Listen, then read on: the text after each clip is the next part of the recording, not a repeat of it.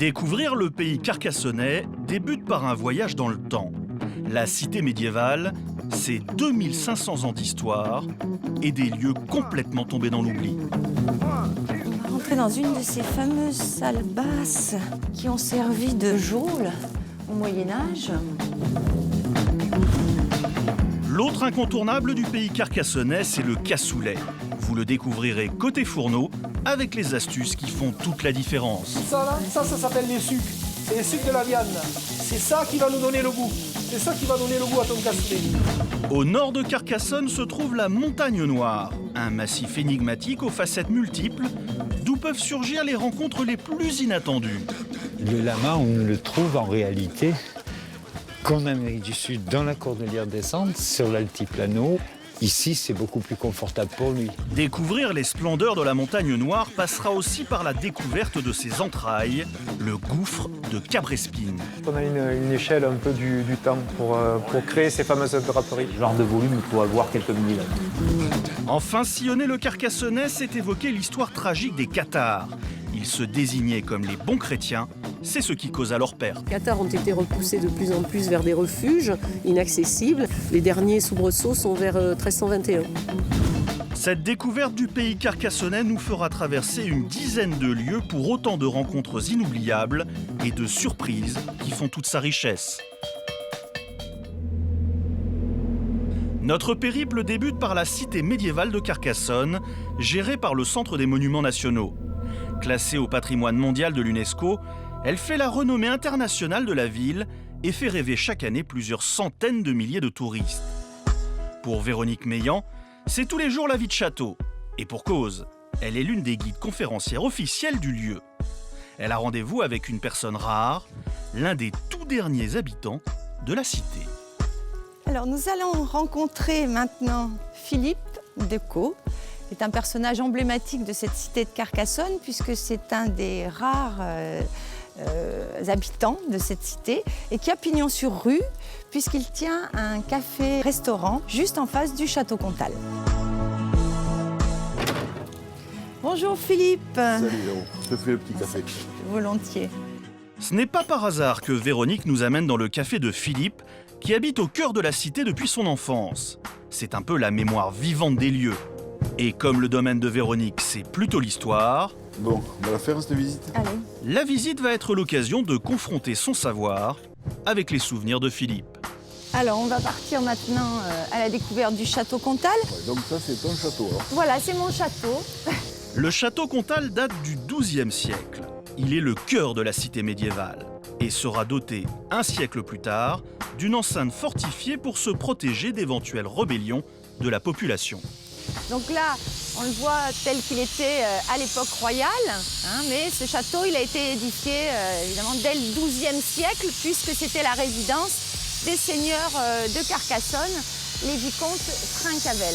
Alors, un patrimoine unique comme celui-ci, évidemment, ça s'entretient. Hein, c'est pour ça qu'en cette morte saison, on en profite Pour faire tous ces travaux. voilà. C'est sûr, ça va. Donc on va peut-être rentrer. Il y a beaucoup c'est de bruit, un petit peu bruyant. Hein. Là, maintenant que vous avez mis vos jardins, nos enfants pourront plus jouer au ballon dans les douves du château. Beaucoup de carrières de rugbyman ont commencé ici dans ces douves. C'était un terrain à la disposition, gratuit, à la disposition de tout le monde. Bon, maintenant, c'est quand même plus joli pour l'accueil de nos touristes d'avoir un jardin médiéval que de réserver ça à quelques gamins qui tapent dans une balle. Des lieux à l'histoire préservée, la cité en regorge. Exemple dans cette salle du château Comtal, vieille de plus de 800 ans. C'est dommage que les ascenseurs aient été inventés beaucoup plus tard.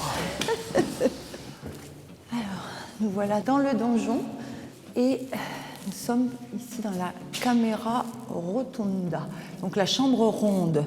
Pourtant, elle est rectangulaire. Et en fait, ce terme de chambre ronde vient de cette voûte en plein cintre. Alors, les peintures dateraient du XIIe siècle. Elles illustrent un combat entre cavaliers francs et sarrasins.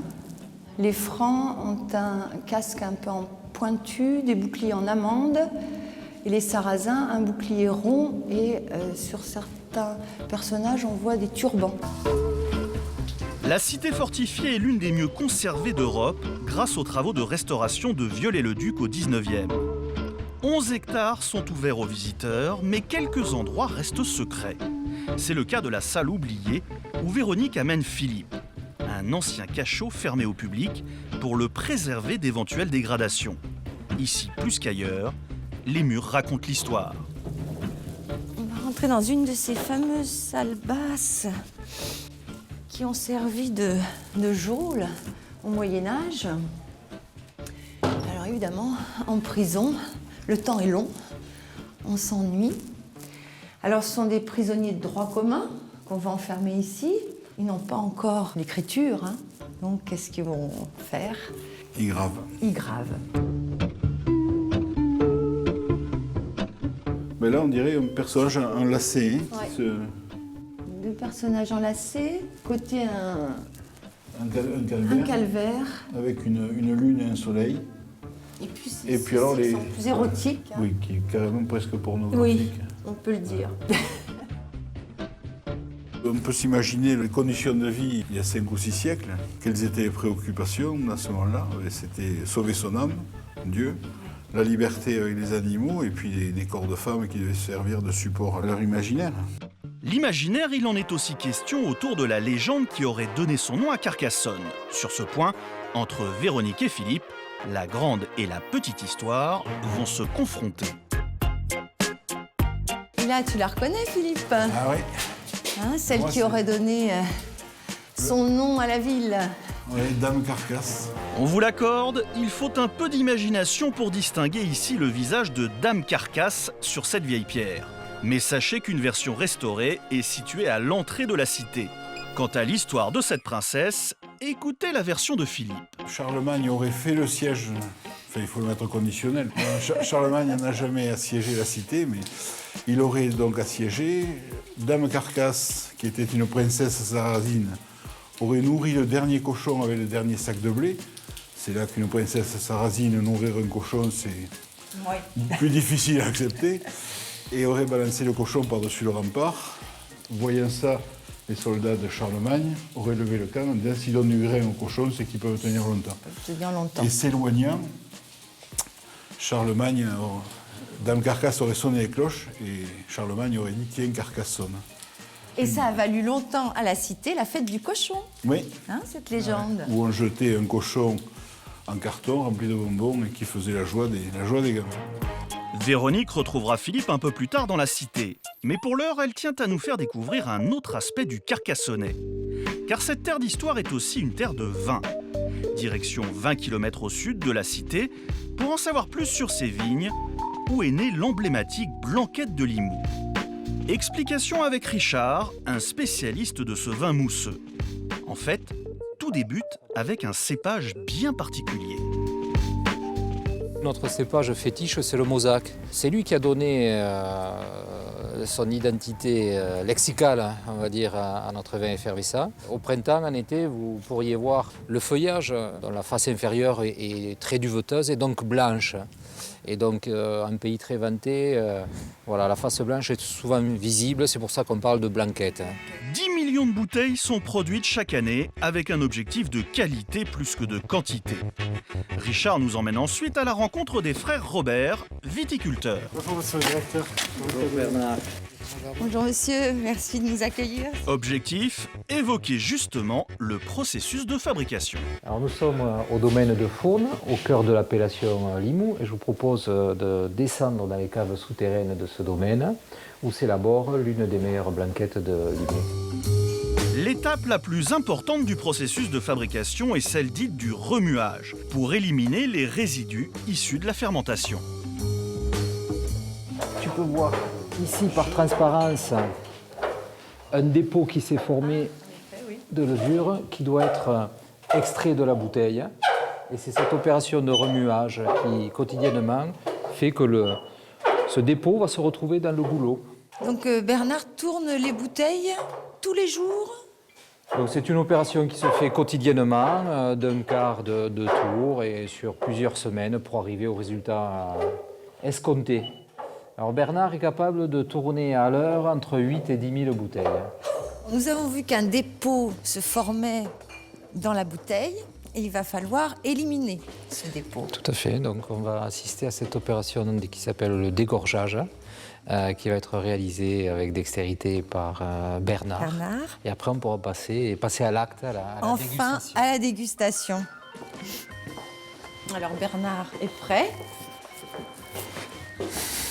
Donc Bernard a procédé magnifiquement au dégorgeage. Donc il a Donc ce qu'on voit sortir, décapsulé et la pression, la mousse, a évacué le bouchon de glace contenant les levures. Et donc on va pouvoir déguster. Les caractéristiques du cépage mosaque sont des arômes de pommes vertes et de fleurs blanches. À déguster entre amis, autour pourquoi pas d'un fromage des Pyrénées comme ici, avec un verre de brut ou un verre de demi-sec pour le dessert. Et bien sûr, vous n'êtes pas obligé de suivre la cadence de consommation de notre viticulteur.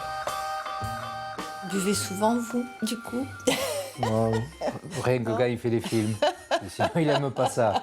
Les autres trucs. Au moins une fois par jour. Et ça, c'est vrai? Ben oui, à la vôtre. À la vôtre. Chin. La blanquette de Limoux, c'est aussi une histoire, celle du plus vieux vin effervescent du monde. Véronique nous emmène maintenant à l'abbaye de Saint-Hilaire, là où tout a commencé. Bonjour. Bonjour, Bienvenue. Fabien, merci. Donc c'est vous qui allez tout nous dire sur l'abbaye de Saint-Hilaire, puisque vous êtes guide. Exactement, agent du patrimoine ici à l'abbaye de Saint-Hilaire. Alors ici, 1000 ans d'histoire nous contemple, du règne de Charlemagne jusqu'aux prémices de la Révolution française. Donc pendant 300 ans, notre abbaye a bénéficié de très nombreuses donations et essentiellement des vignes. L'abbaye de Saint-Hilaire est liée, bien sûr, à l'histoire de la blanquette. Tout à fait. D'ailleurs, aujourd'hui, je vous amène voir l'une des nombreuses caves de l'abbaye de Saint-Hilaire. En fait, ce qui a dû se passer, puisque là, nous n'avons que des hypothèses, c'est que du vin a été oublié dans des flacons de verre et du vin surtout qui contenait encore du sucre. On sait que ces sucres, en pourrissant, en étant mangés par les levures, vont produire du gaz, en fait. C'est ce qui a provoqué cette effervescence spontanée. Richard rejoint bientôt Fabien et Véronique pour une précision historique. Limoux et la blanquette de Limoux se distinguent dans le monde des effervescents par son antériorité. C'est ici, à Saint-Hilaire, que les moines bénédictins ont été les premiers à faire un vin effervescent. Et c'est surtout la seule appellation de France en vin effervescent qui puisse attester historiquement de son existence dès la Renaissance. Et comment est-ce qu'on peut en attester? Alors, vous avez là une copie de la preuve de l'existence de nos vins effervescents. C'est un document qui date du 25 octobre 1544. Ce document dit que les Clavères de Limoux avaient offert au sieur d'Arc, qui était le seigneur local, X flascons, je crois que c'était 2 flascons de blanquette. Donc voilà, c'est plus qu'un acte de naissance, puisque le produit existait déjà, puisqu'il était offert aux plus grands de ce monde, aux visiteurs précieux. Prenons maintenant de l'altitude, après les caves de Limoux, direction le nord du Carcassonnais et la Montagne Noire, pour rejoindre Didier, notre deuxième guide. Spécialiste du tourisme en plein air, Didier aime surtout les escapades hors des sentiers battus. Et pour débuter, il nous propose un voyage assez inattendu. Allez, au portail. On va au portail, mon pépère. Voilà. Hop.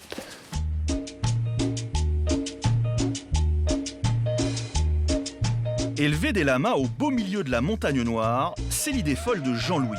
Chez lui, le massif prend des airs de cordillère des Andes. Bonjour Jean-Louis. Bonjour Didier. Ça va? Et bienvenue au lama. Oui. Alors je suppose que le lama n'est pas endémique de la Montagne Noire. Non, du tout. Ben, j'ai eu l'occasion d'aller en Amérique du Sud, de vivre un moment là-bas, de rencontrer ces animaux et de me passionner pour eux. C'est avant tout une passion. Et le lama, on ne le trouve en réalité qu'en Amérique du Sud, dans la cordillère des Andes, sur l'altiplano, on va dire entre 3800 et 6000 mètres d'altitude. Il est habitué à des écarts thermiques énormes. Ici, c'est beaucoup plus confortable pour lui. Jean-Louis se passionne pour les lamas depuis 20 ans. Une passion qu'il tient à partager en organisant des excursions depuis sa ferme pour mieux découvrir leur mode de vie. Et là, en fait, ça fonctionne sous le mode de famille ou Alors c'est une famille. Les lamas vivent dans un milieu de désert, un milieu très pauvre. Et ils ne pourraient pas vivre en grande troupe, en grand troupeau. Les lamas vont vivre comme l'être humain, en petite famille. Le mâle reproducteur va ouvrir le territoire, il va ouvrir en faisant des petits tas de crottins. Quand le mâle a ouvert le territoire, il va ouvrir un deuxième petit territoire au milieu de son territoire, 2 à 3% de la surface. C'est la zone de repousse.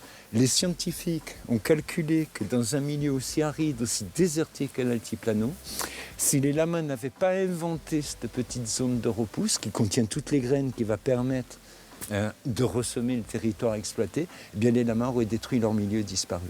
Ils nous donnent une excellente leçon d'écologie. Fabuleux, ouais.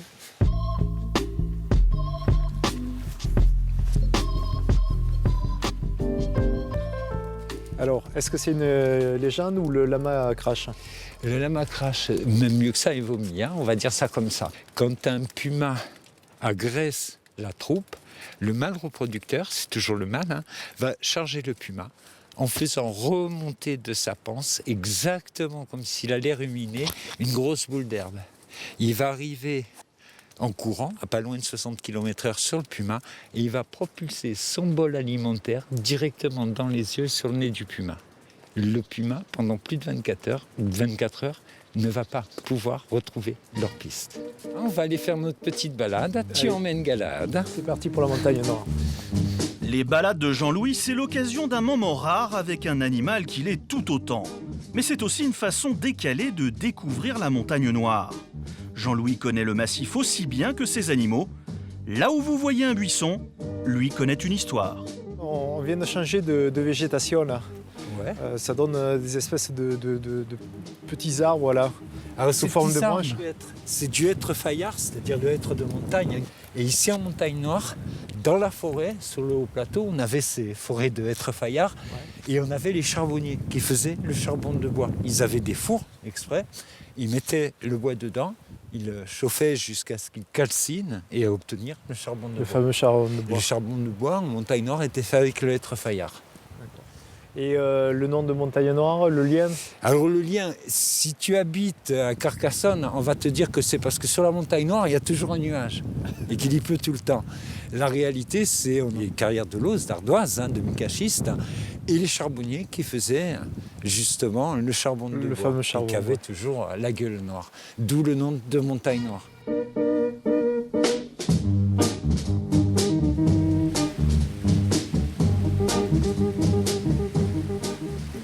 Juste un mot sur la balade avec les lamas, comment ça se passe? Alors vraiment très étonné, je m'attendais à un animal assez capricieux et puis finalement c'est un animal qui est très doux, qui est à l'écoute de ce qu'on lui demande. Sur le côté belliqueux, finalement on s'aperçoit que même si a priori il est très protecteur d'après ce que disait Jean-Louis, c'est aussi un animal qui est vraiment attachant, quoi.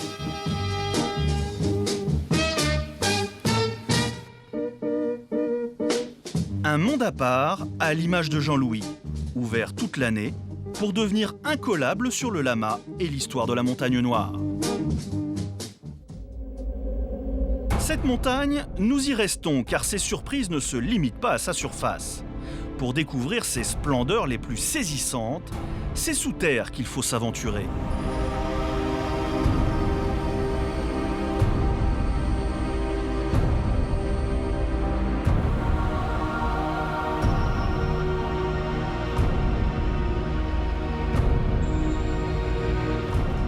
Nous retrouvons Didier, accompagné de Michel, spéléologue, pour découvrir le gouffre de Cabrespine, un trésor sous la montagne noire.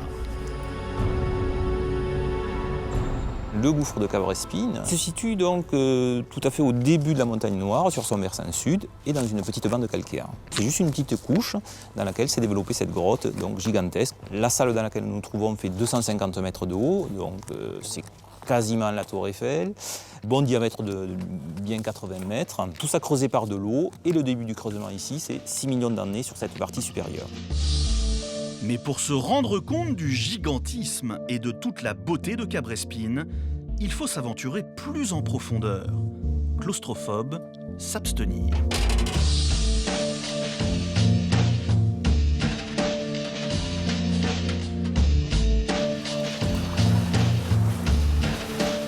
Cabrespine est en fait un réseau de boyaux et de cavités long de 25 km, creusés dans le calcaire par l'eau au fil des siècles. Alors là, on vient d'effectuer près de 200 mètres de dénivelé là, et on vient de commencer à suivre un cours d'eau, ce qui est assez étonnant. Là, on connaît un peu l'origine de ce cours d'eau. C'est la rivière extérieure qui coule dans la vallée, qui s'est infiltrée à partir de petites fissures, qui ont été très largement élargies avec le temps. Donc on a non seulement une érosion mécanique, c'est-à-dire des graviers qui vont être charriés par l'eau, mais également une érosion chimique. Il faut savoir que le pH de l'eau est ici relativement bas. Et c'est par corrosion chimique, c'est-à-dire par dissolution de la roche, que le canyon s'est agrandi. On voit ces fameuses concrétions. Est-ce que tu peux nous dire un mot là sur leur formation? Oui, bien sûr. Donc ici, c'est un des emblèmes de Cabrespine, c'est la citrouille. Donc ce sont des tout petits cristaux qui s'empilent les uns par rapport aux autres et qui vont donner ces formes. Alors ici, c'est une coulée et on peut voir stalactites, stalagmites et autres formes tout au long du réseau et notamment de très belles draperies un petit peu plus loin. Qu'on va aller voir juste en dessous. Qu'on va aller voir juste après. Bon, mais c'est parti.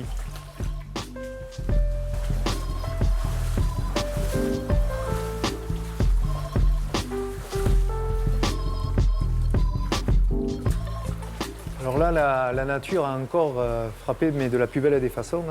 C'est de l'eau qui a seinté le long des parois et qui a donc cristallisé sous cette forme très très fine. Une draperie, c'est moins d'un centimètre ou 1 centimètre à peu près d'épaisseur. Après les concrétions, donc ici nous avons les formes très classiques, les stalactites, les stalagmites. Et puis quand c'est vraiment très très très cristallisé, comme tu peux voir derrière moi, on a un scintillement très marqué, très impressionnant et très très beau. Et là, est-ce qu'on a une échelle un peu du temps pour créer ces fameuses draperies? L'échelle de temps, effectivement, il ne faut pas voir ça à l'échelle d'une vie humaine. Nous sommes une goutte d'eau dans un océan. Ce genre de volume peut avoir quelques milliers d'années.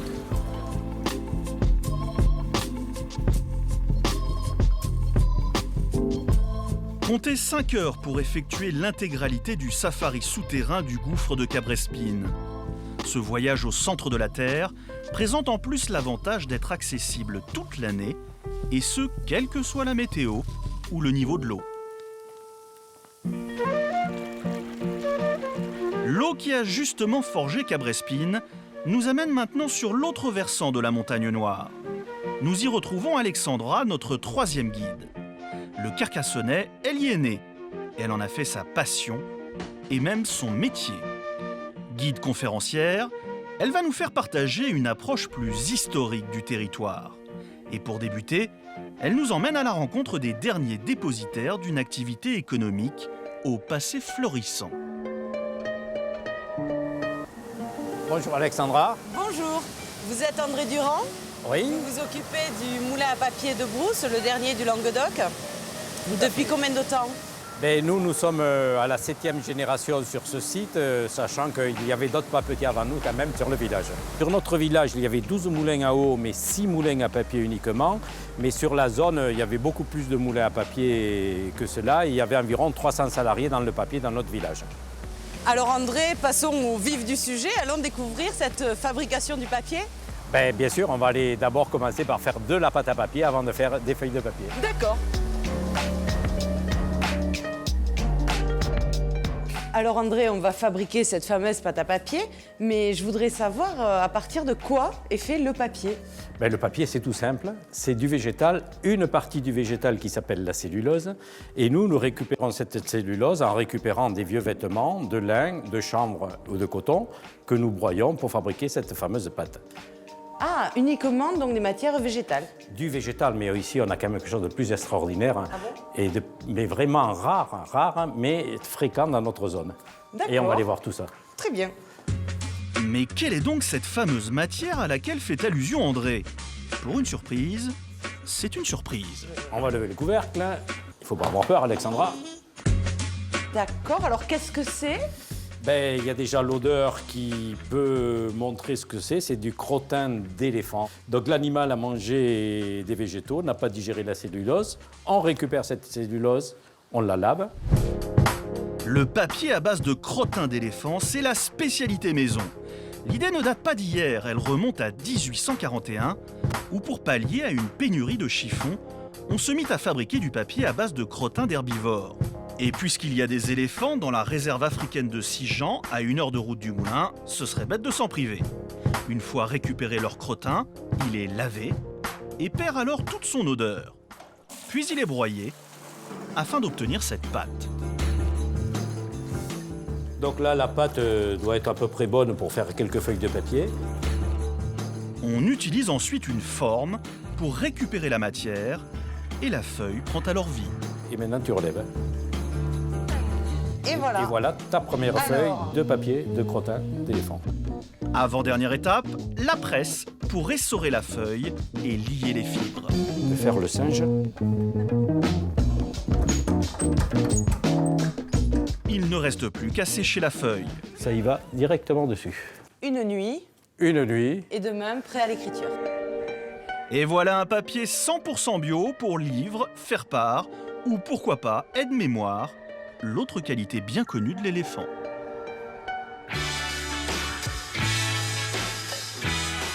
Direction à présent le nord-ouest du Carcassonnais pour une rencontre atypique.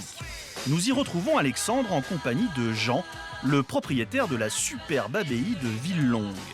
Ici, il donne libre cours à sa passion pour la peinture sur cour. C'est envahissant, à tel point qu'on ne sait plus où les mettre, il y en a partout. Le terme provençal, c'est le calu du Cougourdon, c'est-à-dire le fou de la cour. Des courges où l'on retrouve souvent du bleu, mais pas n'importe lequel. Le bleu charron, auquel Jean voue sa deuxième passion. Le bleu charron, c'est un peu le bleu pastel, comme ça, le bleu de Lectoure. Un bleu qui est très délavé et qui n'était pas fait pour des raisons esthétiques. Le bleu éloignait les mouches. Donc on mettait du bleu sur les charrettes pour pas que les mouches viennent gêner les bœufs ou les chevaux. Donc ce bleu, pour le perpétuer, on s'est mis à peindre les arbres en bleu dans le jardin, à acheter des pots de fleurs bleues. Ça, c'est pour la facette artistique de Villelongue. Mais c'est surtout l'histoire du lieu vieux de plus de 800 ans qui vaut le détour. Nous arrivons dans le cloître, la merveille de Villelongue. Attention à la marche. Une galerie vraiment magnifique. Et donc nous sommes une abbaye cistercienne, donc une abbaye avec une histoire longue, puisqu'il me semble que cet ordre a été créé au XIe siècle. Ils ont commencé avec une douzaine de moines, les constructions ont duré bien sûr des centaines d'années. Et la grande originalité de Villelongue, c'est qu'on est passé d'un ordre cistercien très sobre à quelque chose de très foisonnant, avec tous ces chapiteaux du XIVe. L'ordre cistercien est réputé pour son austérité et sa rigueur. La richesse architecturale de l'abbaye de Villelongue est donc une exception. Et c'est encore plus frappant dans l'église qui jouxte le cloître. Alors nous sommes dans la nef de l'église, hein, de cette magnifique église. Quelle est la spécificité justement ici à Villelongue, puisqu'on sait qu'on a deux périodes importante en fait de construction. La première époque, donc église romane, très simple, petites ouvertures, pas de chapiteaux de historiés, de sculptures. Ensuite au XIVe, on change tout, on rehausse en gothique, on fait des baies et on met ces fameux chapiteaux historiés avec des détails de sculptures, de vêtements, de coiffures qui sont absolument extraordinaires, mais qui sont totalement incongrus dans une abbaye cistercienne. On ne devait pas avoir des choses qui pouvaient détourner le moine de sa prière. Entre cela et ce personnage qui est un soutien de l'abbaye, un mécène qui supporte le poids de l'abbaye, c'est quelque chose d'assez extraordinaire dans une abbaye cistercienne. L'abbaye de Villelongue est aussi un lieu d'accueil, un gîte où le temps semble arrêté, sans internet, télévision ou piscine, juste le charme des lieux. Nous avons décidé avec ma femme, depuis 20 ans, de monter des chambres d'hôtes dans ce lieu. Alors nous avons 4 chambres d'hôtes à l'étage, dans l'ancien dortoir des moines. Les abbayes dans lesquelles on peut dormir, c'est très rare, ou alors ce sont des abbayes habitées, donc on vit avec la règle monacale, donc certaine austérité. Ou sinon, ce sont des abbayes transformées en hôtels de grand luxe. Mais des petites abbayes comme les nôtres, dans lesquelles on vit comme nous, avec nous, les gens boivent un pot avec nous le soir ici, c'est assez rare et c'est ce que les gens apprécient. Le calme et la tranquillité cistercienne sans l'austérité du mode de vie. Voilà donc l'idéal pour prendre son temps et pourquoi pas s'initier à la peinture sur courge. Merci beaucoup Jean pour nous avoir fait découvrir ce lieu rare et véritablement hors du temps. C'est nous qui vous remercions de le faire connaître à ceux qui aiment le beau. Et le patrimoine et l'histoire. Et Dieu sait qu'il y en a. Merci, au revoir.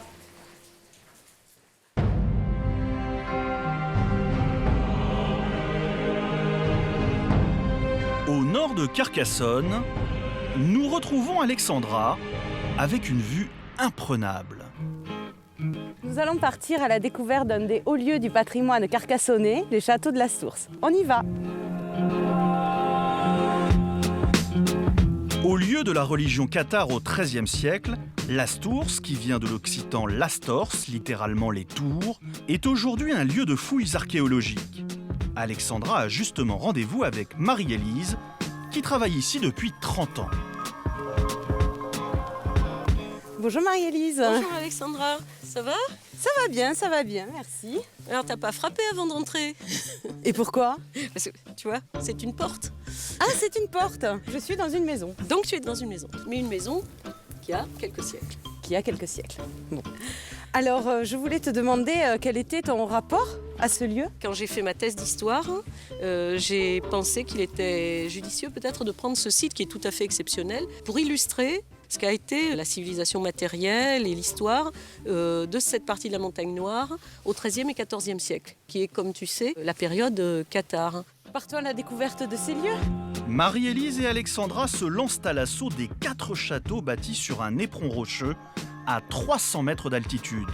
Et très vite, l'histoire les rattrape. Marie-Élise, ce chemin m'a l'air est tout à fait différent de celui que nous empruntons. Tout à fait, oui. Ah, parce que celui-là, il est authentique. Tu vois, il est creusé dans le rocher, on le voit très bien. Et il y a la patine des habitants, des mules qui passaient avec leur fer et qui ont bien patiné le rocher. En grimpant, on se rend mieux compte de l'alignement des châteaux. Ils formaient en fait un front tourné vers le sud et la principale menace de l'époque, l'Espagne et l'Aragon.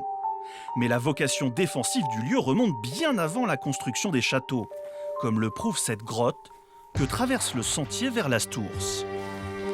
Voilà, donc on arrive ici dans une grotte où tout a commencé pour ce qui est de l'occupation du site et qui s'appelle le Trou de la Cité, parce que il y avait une légende qui disait que c'était une grotte très longue qui reliait les châteaux de l'Astours à la cité de Carcassonne.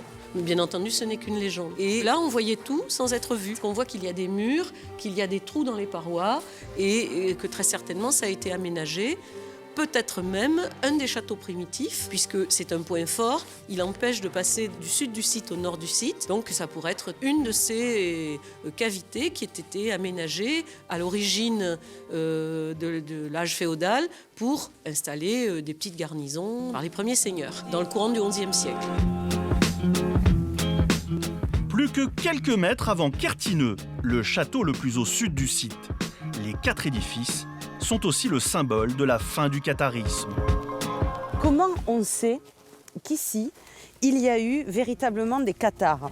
Les textes d'archives, qui sont en particulier les archives de l'Inquisition, qui nous donnent beaucoup d'informations sur ce qui s'est passé à cette époque. C'était des gens qui étaient d'abord des gens assez hauts dans la hiérarchie de l'Église, cathares, qui se promenaient de village en village et qui arrivaient à convertir des gens.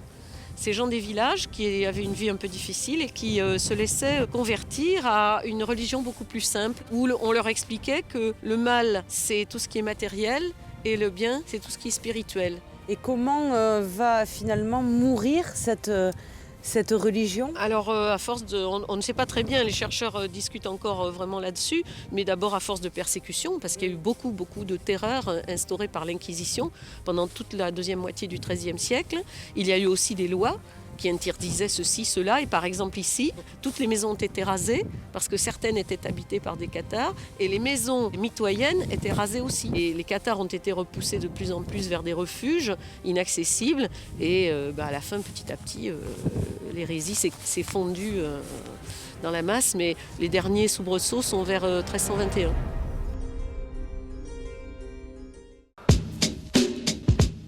La fin du catharisme correspond à l'âge d'or de Carcassonne. C'est au XIIIe siècle que débute la construction de la deuxième enceinte du site. C'est là que nous retrouvons Philippe et Véronique pour nous faire découvrir ces murailles en commençant par l'espace qui les sépare, les lys. Là, on a une superbe perspective sur les lys. On voit très bien les deux rangées de remparts. Ces lys, elles ont abrité à une époque des maisons. Et en fait, ils utilisaient les deux parties. Ça faisait déjà 2 murs de construits. Il n'y avait plus que 2 murs à construire. Et là, on aperçoit à côté du morceau de rempart gallo-romain la trace d'un escalier, effectivement. C'était le quartier le plus miséreux de Carcassonne. Le quartier le plus pauvre. C'est les ouvriers les plus pauvres de la ville basse, finalement, qui étaient venus s'installer ici.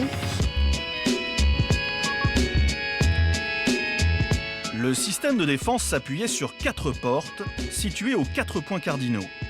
Véronique et Philippe se dirigent vers la tour Saint-Nazaire, au sud, réputée pour sa vue. Enfin, lorsque le temps le permet. Ouh. Ah ouais. L'ascension a été dure. La dernière fois que je suis monté, je soufflais moins que ça. On est tout en haut, au sommet de la tour Saint-Nazaire.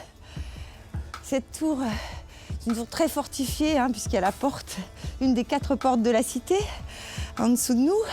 Ouais, c'est un verrou. Oui, c'est la tour Saint-Nazaire, puisqu'on est juste à côté de la basilique Saint-Nazaire, l'ancienne cathédrale, Carcassonne.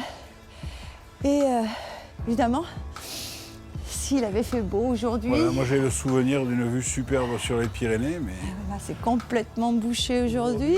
C'était pas le jour pour faire la visite. Non. Mais c'est vrai que normalement, par beau temps, on voit toutes les Pyrénées. Une vue absolument superbe. Ouais, t'as vu les mousses là Le chemin de ronde qui relie les tours de la cité permet d'admirer un système de défense typique du Moyen-Âge, les hours, qui font face au café de Philippe. Tu vois ces hours de l'extérieur. Là, on va les voir de plus près. Donc, un système de défense qui va protéger de la sape ou de la mine. Puisqu'en fait, l'assaillant, bien sûr, va s'attaquer aux portes, aux points faibles, mais il va chercher aussi à saper, à miner la muraille, c'est-à-dire qu'il va creuser dans la muraille, en dessous, pour ouvrir une brèche. Donc ça permet de le surplomber en étant à l'abri. L'état de conservation exceptionnel de la cité ne lui attire pas que les faveurs des touristes. C'est aussi un lieu prisé pour les tournages de cinéma. Dans son café, Philippe a vu défiler tellement de stars qu'il adore partager quelques anecdotes de sa cité version plateau. Il y a eu Kevin Costner avec Morgan Freeman pour rentrer dans Nottingham. Ils atterrissent là, il y a une charrette avec du fouet. C'est assez rigolo parce qu'on s'imagine qu'il faut un bond de 50 km et en fait ils sautent de 2 ou 3 mètres. Oui, Kevin Costner, il nous avait surtout marqué dans le registre humain. Il avait fait arrêter le tir, il avait fait arrêter le tournage parce qu'il y avait beaucoup d'enfants, il faisait un froid peut-être pire qu'aujourd'hui. Et pour que les gosses aient le temps de se réchauffer, faire arrêter un tournage au prix où coûtent ces trucs pour que les gosses aient le temps de se réchauffer, ça nous a laissé un bon souvenir. Plus d'une dizaine de films ont été tournés depuis le début du XXe siècle à Carcassonne. Ouvrez l'œil en regardant des classiques comme Le Corneau ou Les Visiteurs. Vous pourrez bien y reconnaître la cité médiévale.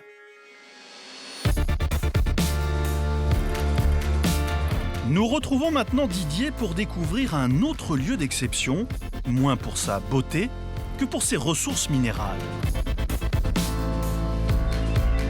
Je vous amène aujourd'hui à Cône-Minervois, à quelques kilomètres de Carcassonne, au pied de la montagne Noire, pour une visite hors des sentiers battus, puisque je vous propose la découverte d'une carrière de marbre rouge. Le marbre rouge de Cône, on le croise un peu partout dans Carcassonne. Mais sa renommée et son histoire ont largement dépassé les limites de l'Aude. Pour nous rendre compréhensible l'histoire et l'exploitation du marbre, je vous présente Khalid Massoud, qui est le chef exploiteur, on peut dire ça. Gérant. Le gérant de cette carrière et qui va nous rendre compréhensible un petit peu à la fois l'histoire du marbre et surtout son exploitation. Et les premières traces qu'on a au niveau du marbre de Cône, c'est les Romains qui ont commencé à exploiter les carrières. Après les Romains, les traces écrites qu'on a, c'est pour la construction du château de Versailles. Il faut savoir que 80% des marbres qui se trouvent à Versailles viennent de Cône. Après, il faut savoir que le marbre de Cône a voyagé énormément. Par exemple, quand vous allez en Italie, à Venise, sur la place Saint-Marc, sur l'église, il y en a énormément. À l'intérieur, c'est tout rouge. La grande mosquée de Cordoue est aussi habillée de marbre. Pourquoi ? Parce que les marbres dans l'Antiquité et dans toutes les religions, le rouge a une signification un peu spéciale pour le spirituel. D'ailleurs, on l'appelait rouge incarnat parce que l'incarnation. Une renommée qui ne se conjugue pas qu'au passé. Le marbre rouge séduit aujourd'hui encore au pays de l'or noir. Il équipera l'étage dédié à la France dans la future Kingdom Tower de Jeddah en Arabie Saoudite. Un gratte-ciel bien nommé de 1000 mètres de hauteur, le plus grand du monde, dont les travaux débuteront en 2014. On arrive sur les fronts de taille et là, on va répondre à une commande bien spécifique pour la tour qui va se construire à Jeddah. Ils avaient besoin, pour une salle de bain, d'avoir un angle tout en marbre et que les veines se rejoignent, c'est-à-dire l'horizontale et la verticale. On va s'y approcher. Vous voyez cette veine-ci, par exemple, là, on va la retrouver en face. Et ça va faire l'angle d'une salle de bain. C'est que du sur-mesure. Et chaque pièce va être traitée comme ça. On va venir chercher pour la commande sur la carrière directement. Reste une question cruciale, comment extrait-on le marbre de Cône? Alors pour l'extraction, vous voyez qu'il y a une coupe à la base là, une coupe de 4 cm d'épaisseur. La machine qui a fait cette coupe, c'est une haveuse. Alors la haveuse, c'est la machine jaune là-bas, c'est une grosse tronçonneuse avec des pointes au tungstène qui tourne et qui nous fait cette première coupe horizontale. Ensuite, derrière la face, à 2 mètres, on va faire un autre trou, un forage vertical comme celui-ci. Et donc on va passer le câble dans le sillon d'en bas et dans le trou. Et si vous vous retournez, vous allez commencer à voir la machine. Vous voyez, le câble passe dessus, rentre dans le trou et sort par le sillon. Et au fur et à mesure que ça tourne, la machine recule sur les rails. Pour vous donner une idée de la résistance du marbre, cette machine utilise un moteur de 120 chevaux et un câble serti de diamants industriels, coût au mètre 130 €. Comptez 80 à 100 mètres de câble pour un bloc comme celui-ci, et vous comprendrez vite pourquoi ce marbre est à classer dans la catégorie grand luxe, comme en témoigne cette fontaine de Carcassonne.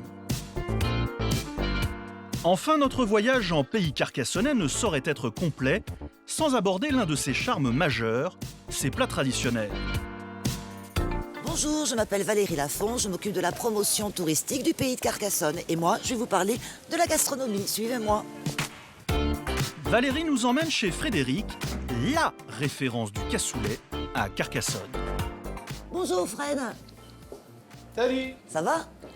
Alors nous, on se connaît depuis 10 ans.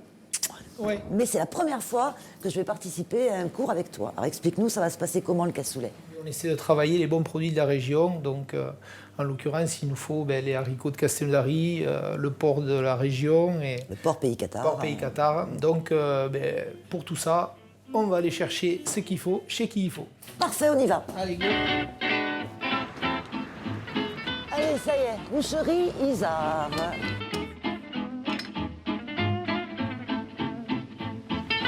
Bonjour. Bon, Christian, qu'est-ce que tu nous conseilles pour mettre dans notre cassoulet aujourd'hui, pour apporter le gras et le goût, surtout?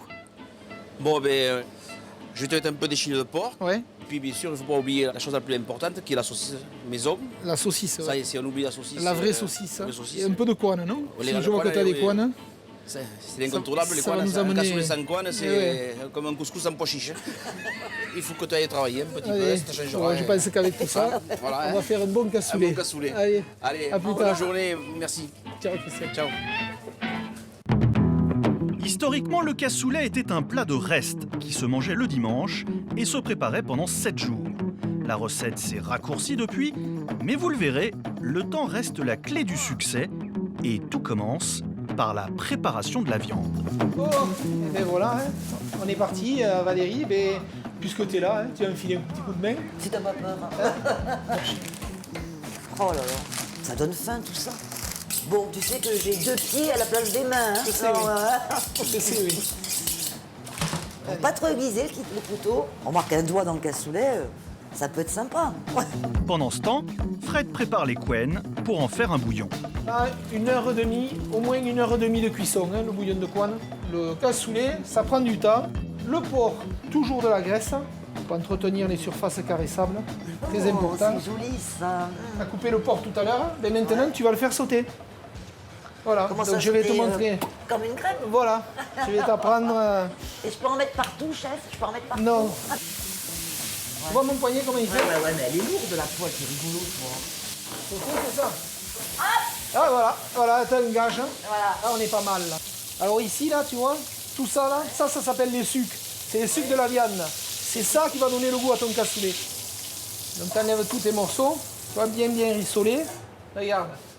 Un peu d'eau pour récupérer les sucs et on mélange le tout avec des haricots de Castelnaudary, préalablement blanchis 12 heures à l'avance. C'est important d'utiliser les produits qui sont cultivés ici. On ajoute ensuite le bouillon de Coine et la magie commence à opérer. Tu vois, regarde, le cassoulet, déjà, il a la couleur. Splendide.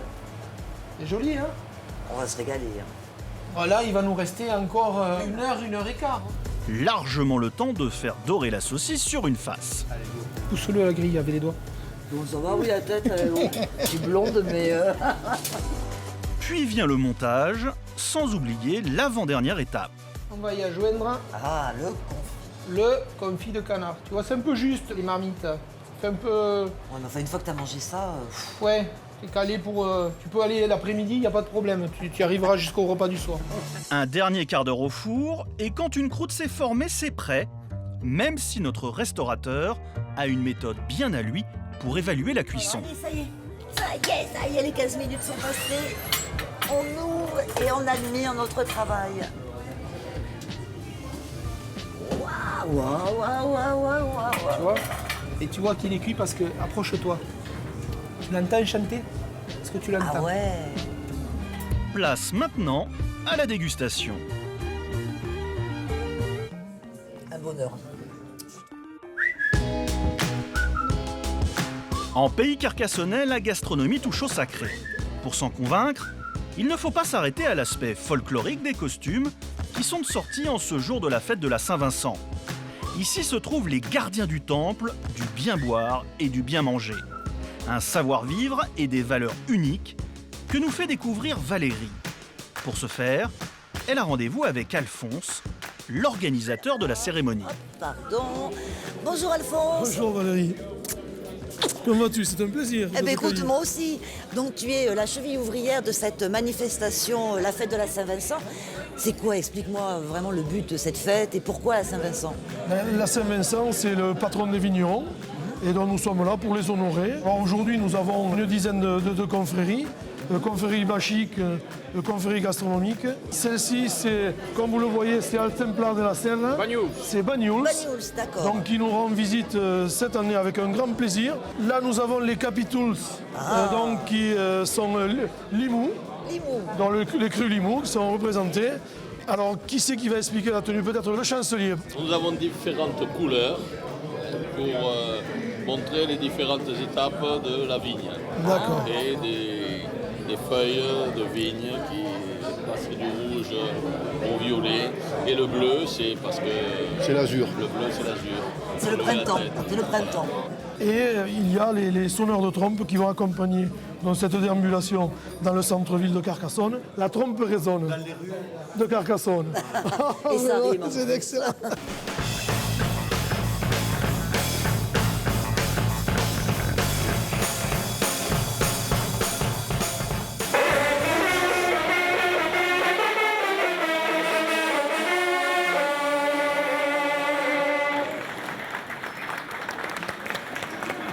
Bon alors Alphonse, pourquoi cette déambulation? Eh bien, bon, essentiellement animer ce cœur de ville qui est magnifique pour faire découvrir aussi aux autochtones et puis les gens qui nous visitent qu'il y a un amour qui imprègne notre ville par rapport à la viticulture.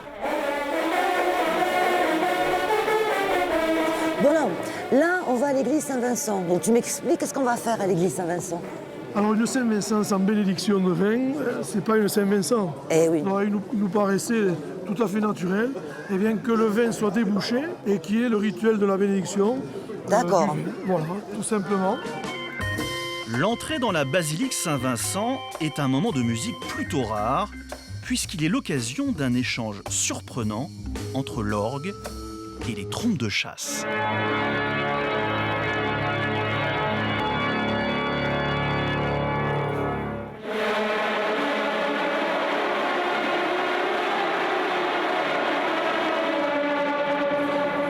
Seigneur notre Dieu, nous te demandons de bénir ce vin, le fruit de la vigne et du travail des hommes, le vivant pour les siècles des siècles. Amen. Alors avant même de goûter ce soir pour la célébration de l'Eucharistie, je vous dirai mon avis.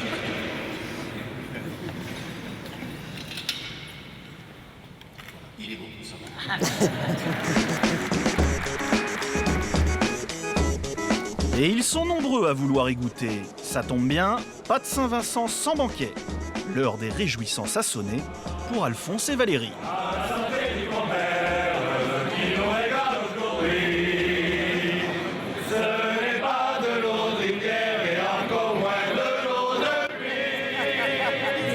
Faire. Bon, eh bien écoute Alphonse, je te remercie beaucoup. Avec plaisir. C'était génial de nous avoir expliqué la fête de la Saint-Vincent et je vais te faire un gros bisou pour te dire au revoir. Allez, au revoir. Et à l'an prochain. Alors pour la voilà, à l'an prochain. C'est sur cette invitation que s'arrête notre escapade en pays carcassonnais. Histoire, tradition, saveur, après ce que vous venez de voir, voyager dans ce pays est la promesse de vous immerger dans un vrai concentré de découvertes et de surprises.